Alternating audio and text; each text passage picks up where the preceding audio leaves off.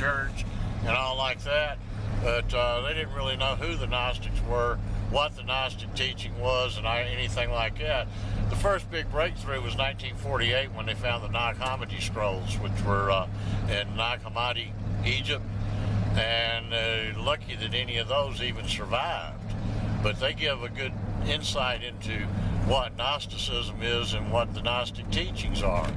And one of the core beliefs of the Gnostic teachings is the nature of the union between male and female.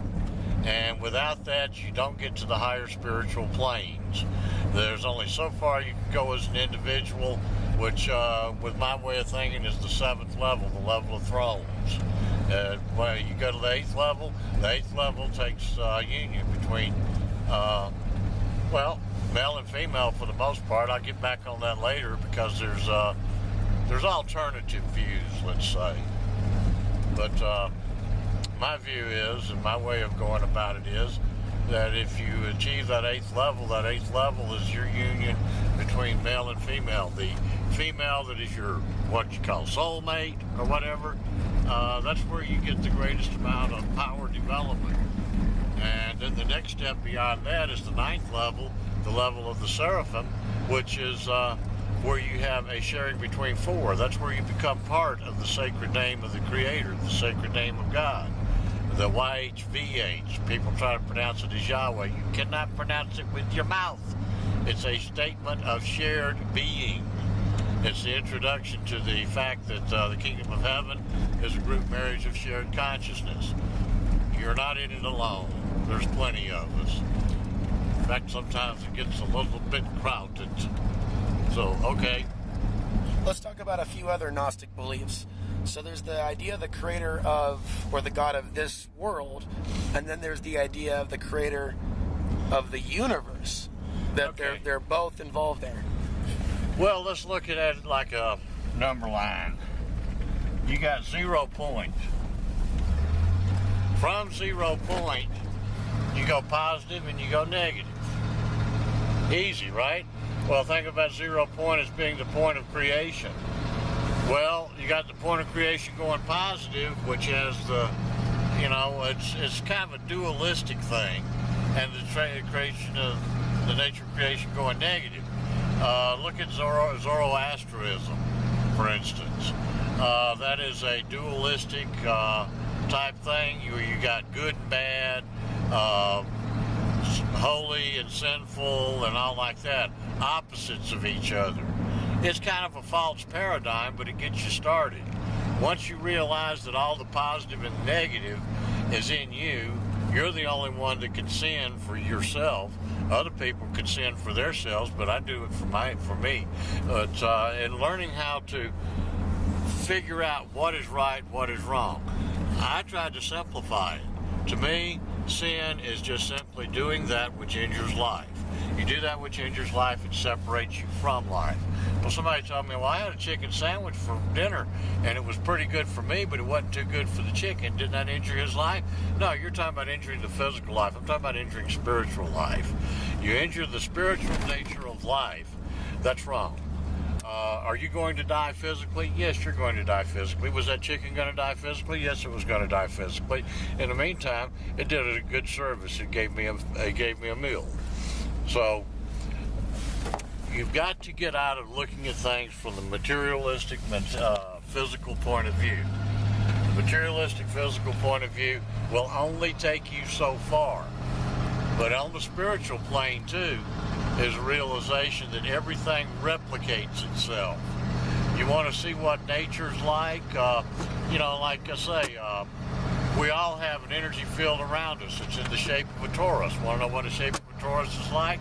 Take an apple and slice it in 2. Take an orange and slice it in 2. You get the profile shape of the torus. It's round. And it's the basic building block of the entire universe. And when you interlock your energy field with another in this nature, you become greater than just one. And this greaterness than just one, when there's 2 involved, it operates on the square. Instead of having 2 times the power of one, you have 4 times the power of the weakest member. Okay? So when you get up to the fourth level, you have, or when you share with 4 or 3 others in this sacred name arrangement, and that's where the beginning level or the base level I've seen for bringing forth what's called the glory of God. I don't know how to pronounce the word in Hebrew, Shekinah. You'll figure it out. Do a little research and reading. You'll mispronounce words too. You want to laugh at somebody because they mispronounce words? Kiss my ass. But anyway, when you share with 4, between 4 people, and with me, took place on October the 28th, 2011, the first time. It brought forth that glory. I had people that saw it and everything else. They were amazed. Now talk a little bit about that date. A lot of people look at that date as a period in the cycle. It is a date that was significant in the Mayan calendar, according to this Canadian that I did research on. He did the main decipherment of the Mayan calendar that put it out over something like a 66 billion year period and all like that. The thing I found interesting about his analysis of it was that it agreed with what modern science says as far as the age of the Earth and all like that, 60-something billion years. So we're in the final stages of this, and it gets down to the day of the changeover. The world didn't end. I'm still here. You're still here. What happened was a spiritual thing. You look at what talks about in the Bible, and then you want to interpret it as being a physical event. Hey, you're fucked up. It's a spiritual thing. It's always been a spiritual thing. You're missing the boat if you interpret it any other way than as a means of spirit. And what is spirit? Spirit is an applied form of electromagnetic energy. Everything in the world is, everything in the universe is made out of electromagnetic energy, including your spirit. I'm going to lose up here. Yeah, I've heard it said that Gnosticism is the true Christianity. That's how some refer to it. Yeah, well, if it hadn't been for, and I go back to this Council of Nicaea, after that, it was about, up until then, it was about the growth and development of the individual within the community and the community itself. The nature of community comes from the word commune, or to be in common with each other. And it also has the same base root word in Greek that became church. So people met in the church, or people met as a church. They met to share with each other. It's a sharing of life. And up until the Council of Nicaea, it was about a sharing of life. After that, it was about establishing a hierarchy to see who's in authority and who's in control and who has the power, and to run other people's lives. And that's a load of crap. If we're going to be free individuals, we're going to be free individuals. When you start organizing and setting up this person to have this authority to do that person to have that authority to do something else, then the next thing you know, you got people that are left out in the cold. You're not developing people, and that's what it's all about. Catholicism is about developing people. A Catholic capitalist, like me, does not invest in machinery, does not invest in physical plant. He invests in people. People need help, especially with the political situation the way it is now, and the ones that are in control trying to keep everybody in fight or flight mode. How do you do that? You attack them at the basic level: food, shelter, clothing, safety. You gonna tell me it's safe down in the ghettos with drive-by shootings and street gangs and stuff like that? That falls right into the hands of what they want to accomplish. They keep people from growing, from becoming. Once you keep people in fight or flight mode, you shut down learning. So let's get people out of fight or flight mode.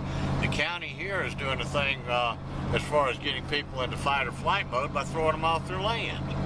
You know, let people be safe. Let people be secure. Then you will find out what people can do as they grow. If you don't, and you keep playing these games about you're trampling on my authority, and I'm the big dick that's got the badge, and I got a gun, and you have to do what I say. Well, that son of a bitch can pucker up good and kiss my ass. In that sense, that's how they're serving the archons, by creating that emotion, that fear, that anxiety. Right. It's all about games of intimidation, ruling other people. It's not about individual growth. Just like most of your educational system isn't about individual growth. It's about indoctrination and training this person to be a good worker, a factory worker, so he can punch buttons and shove levers. That's all it's about. They don't want any disturbance or anything like that. And so long as you told them, like, what is it Bob Dylan said in that song, Subterranean Homesick Blues? 20 years of schooling and they put you on the day shift, right? Still don't live 20 years of schooling and they put you on the day shift, get worn hot pants romance. Oh, I can't remember the whole thing, but anyway, you want to learn a lot about truth, go listen to Bob Dylan's songs.